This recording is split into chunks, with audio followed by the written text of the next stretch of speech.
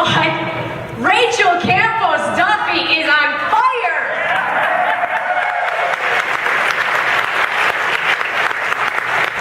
There's some familial competition in my house too. Many of you know my husband is a state representative, and after hearing a lot of our legislative leaders speak this morning, certainly you all know that they are going through the budget process, right? And there is a great debate in the Kleefisch family over who does the better budget, the legislative branch or the executive branch. Our children are the judges, and they have clearly chosen the judicial branch.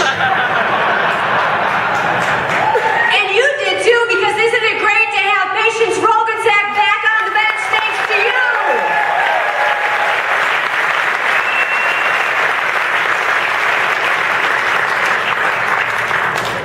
Many of you know that I am the daughter of a sales and marketing guy from a small Wisconsin envelope manufacturer.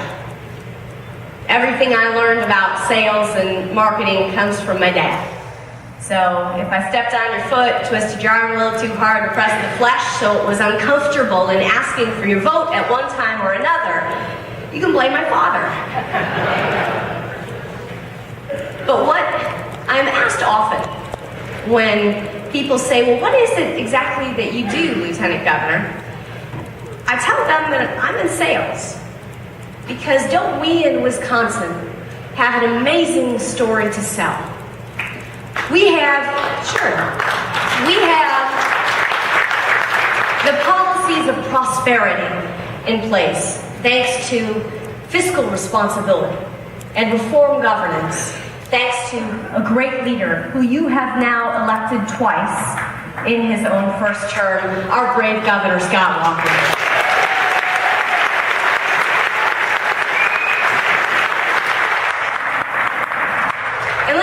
Friends, after going through 2 budget cycles, sitting next to your governor, watching him go through the numbers with compassion, but also such forethought, knowing that generations are dependent on his decisions, I have such tremendous respect for the man and the budget that we have today.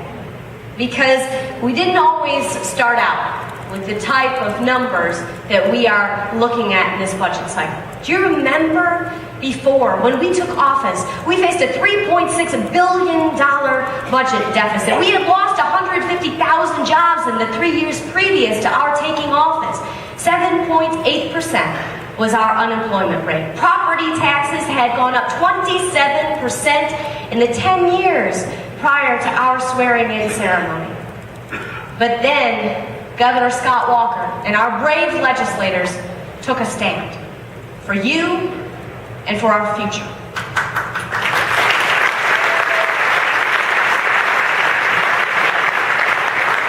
You saw the passage of a bold new budget and of Act 10, which has now saved between state and local governments more than $2 billion in the state of Wisconsin.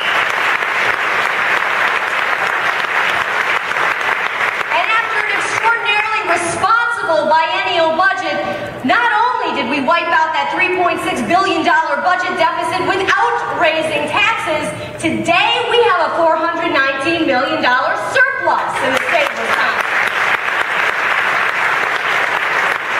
And you say, top that. All right, we will.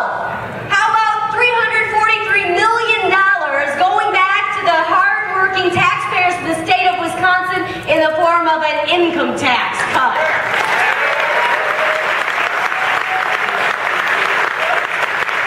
I told you we had a story to sell, so let me add to it, because today in Wisconsin, we still have that property tax freeze, but on top of that, we know that business starts in our state are up 8.4%. Exports are up 4.7%. Initial unemployment claims are down in the state of Wisconsin, and so is our unemployment rate to just about 7%. We are putting up terrific numbers, and we have a story of opportunity and prosperity to sell here in Wisconsin.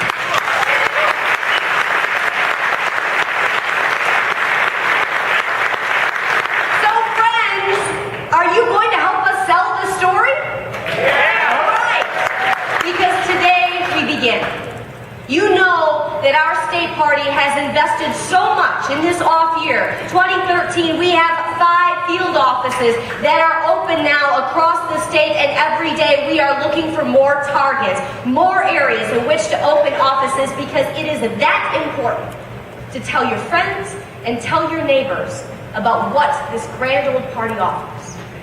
Because this grand old party today is the Great Opportunity Party.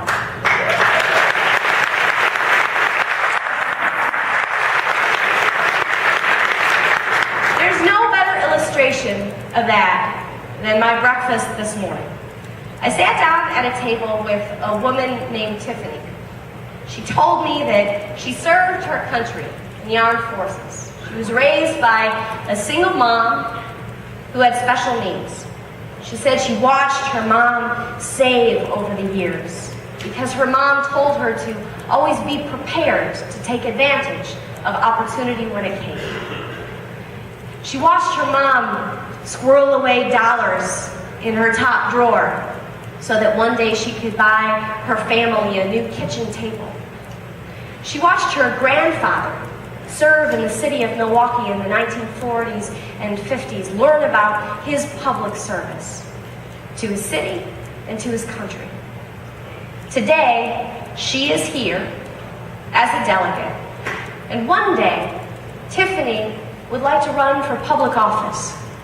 She says that after serving her country, being raised by a single mom, and being dedicated to the cause of helping those who are mentally ill, she says she wants to run for office, and she wants to do it as a Republican.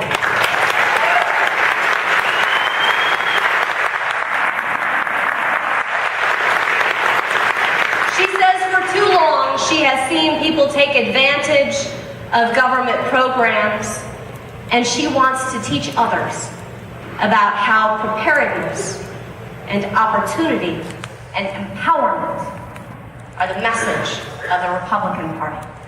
Let us today go out and spread our great Republican message.